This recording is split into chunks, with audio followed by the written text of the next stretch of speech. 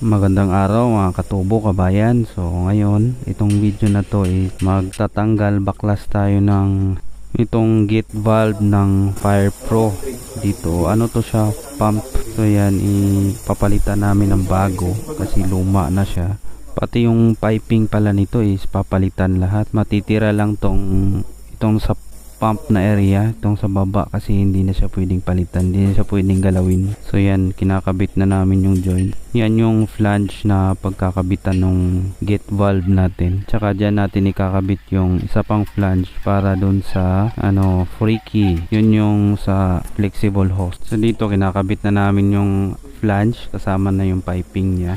Yan, unti-unti na namin binubuo. Kasama ko nga pala to Simpay ko, siya yung partner ko lagi. Shoutout kay Simpay Emerson Al Raizen. So itong ginagawa namin pala is bihira lang namin to gawin kasi mostly sa gumagawa nito is